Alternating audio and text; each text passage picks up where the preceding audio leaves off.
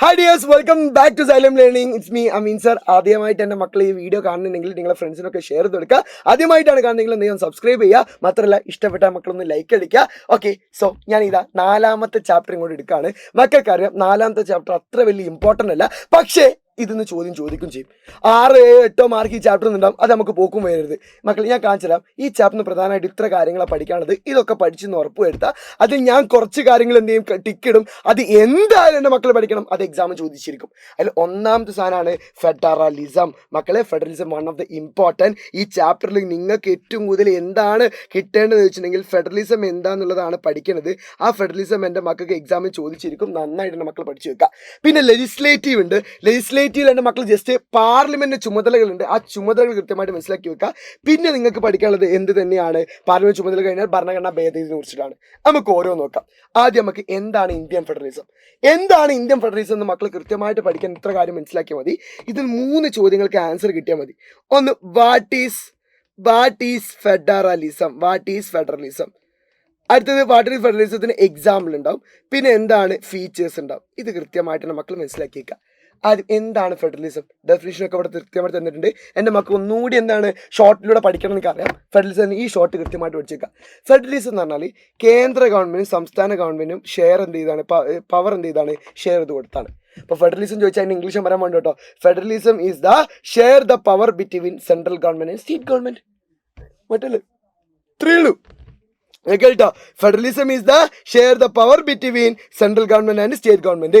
കേന്ദ്ര ഗവൺമെന്റും സംസ്ഥാന ഗവൺമെന്റും അധികാരം വിഭജിച്ച് കൊടുക്കുന്നതിനെയാണ് എന്ത് വിളിക്കുക, ഫെഡറലിസം എന്ന് വിളിക്കുക. ഡെഫിനിഷൻ പഠിച്ചല്ലോ.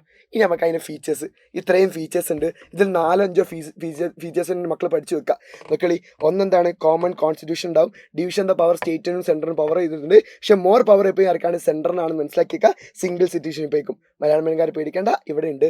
ഇതൊന്നൊരു 4 പോയിന്റെങ്കിലും എൻ്റെ മക്കൾ കൃത്യമായിട്ട് പഠിച്ചു വെക്കുക. നിങ്ങൾ കേൾക്കണേ, അത് ഭരണഘടനയുടെ സാധനങ്ങൾ മാത്രം ഒന്നിലേക്ക് വെക്കുക. എന്നൊക്കെ കേട്ടോ, ഈ ഭരണഘടന ഒന്ന് പുറത്തെടുക്കുക. എന്നിട്ട് കേട്ടോ, പൊതു ഭരണഘടന ഉണ്ടാവും. ഭരണഘടനയ്ക്ക് കേൾക്കും പരമാധികാരം ഉണ്ടാവുക. അടുത്തെന്ത് ചെയ്യുക, ഭരണഘടന ഭേദഗതി നടത്താൻ ഭരണഘടന ഭേദഗതി നടത്താൻ പറഞ്ഞിട്ട് ആ പോയിന്റ് ഭരണഘടന പുറത്തെടുത്തിട്ട് എന്ത് ചെയ്യുക, ഭരണഘടന പോയിന്റ് കൊടുക്കുക. ഇത് ഭരണഘടന പോയിന്റാണ്, ഇത് ഭരണഘടന പോയിന്റാണ്, ഇത് ഭരണഘടനയുടെ പോയിന്റാണ്. പിന്നെ എന്ത് ചെയ്യുക, ഇത്ര പോയിന്റ് അതിൽ പോകാൻ പറ്റും. വേണമെങ്കിൽ ഏക പൗരത്വം കൂടി എന്ത് ചെയ്യുക, ഭരണഘടനയിൽ നിങ്ങൾക്ക് ഉൾപ്പെടുത്താൻ പറ്റും. അതിൽ 5 പഠിച്ചില്ലേ. ബാക്കിയുള്ള എന്താ, ആ രീതിയിലേക്ക് എൻ്റെ മക്കൾ പഠിച്ചു വെക്കുക. It's important. മാത്രമല്ല, ഈ ഭരണഘടനയുടെ ഭേദഗതി അനുസരിച്ച് എന്തിന് ഓരോരുത്തർക്കും അധികാരങ്ങൾ വിഭജിച്ച് പറഞ്ഞല്ലോ. ആ അധികാരങ്ങൾ വിഭജിച്ചതാണ് കൊടുത്തിരിക്കുന്നത്. ഒന്ന് സ്റ്റേറ്റ് ലിസ്റ്റ് ഉണ്ട്, യൂണിയൻ ലിസ്റ്റ് പോയോ, സ്റ്റേറ്റ് ലിസ്റ്റ് ഉണ്ട്. അടുത്താണ് കൺകറൻറ്റ് ലിസ്റ്റ് ഉണ്ട്, അതേപോലെ റെസിഡ്യൂറി സിസ്റ്റം ഉണ്ട്. ഒന്നും കൂടി ഉണ്ട് കേട്ടോ, യൂണിയൻ ലിസ്റ്റ്. യൂണിയൻ ലിസ്റ്റിൻ്റെ പ്രത്യേകത സിമ്പിളായിട്ട് പറഞ്ഞാൽ അതിന് യൂണിയൻ ഗവൺമെൻറ്, സെൻട്രൽ ഗവൺമെൻറ് അധികാരം ഉണ്ടാവുക. ഫോറിൻ അഫയേഴ്സ്, റെയിൽവേ, ബാങ്കിങ്, അങ്ങനത്തെ കാര്യങ്ങളൊക്കെ ഉണ്ടാവും. അതൊക്കെ ആർക്കെ ഉണ്ടാവുക, യൂണിയൻ ലിസ്റ്റിലുള്ള ആൾക്കാർക്ക് ഉണ്ടാവുക. അവർക്ക് ചേഞ്ച് ചെയ്യാൻ പറ്റുള്ളൂ.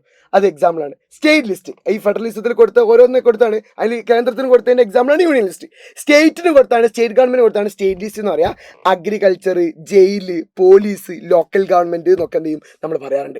ഇനി കൺകറന്റ് ലിസ്റ്റ് എന്താ അറിയോ, 2 പേർക്ക് ഒരുമിച്ച് കൊടുത്താണ്. നോക്കി കേട്ടോ, both the central and state government കൊടുത്തതാണ്. Education, forestry, trade union, marriage, birth and death registration ഒക്കെ അതിൽ ഉൾപ്പെടാൻ ചെയ്യാൻ മക്കൾ മനസ്സിലാക്കിയേക്കുക.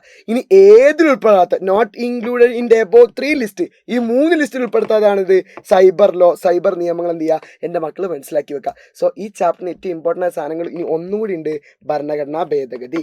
അടുത്ത ഏറ്റവും ഇമ്പോർട്ടൻ്റ് സാധനമാണ് ഭരണഘടനാ ഭേദഗതിയും അതേപോലെ ചുമതലകളും. അത് ഞാൻ എന്ത് ചെയ്യേണ്ടത്, ഇന്നത്തെ ലൈവിൽ കൃത്യമായിട്ട് നമുക്ക് പറഞ്ഞിട്ടുണ്ട്. ഭരണഘടനാ ഭേദഗതിൻ്റെ ഇതുണ്ടല്ലോ, അത് നന്നായിട്ട് നോക്കിയിട്ട് വരിക. ബാക്കി അതിൻ്റെ ഷോർട്ട് ഞാൻ എന്ത് ചെയ്യേണ്ടത് പറഞ്ഞിട്ടുണ്ട്. പിന്നെ ഇത് ചുമതലകൾ, രാഷ്ട്രപതിയുടെ ചുമതലകൾ. ഇത്രയാണ് ഇതിന് ചോദിക്കാൻ ചാൻസ് ഉള്ളത്. നന്നായിട്ട് പഠിക്കുക. ഇന്ന് 7:00 ലൈവ് ഉണ്ട്, മക്കളെ മറക്കണ്ട. എല്ലാവരും പോര്, നമുക്ക് അടിപൊളിയാക്കണം.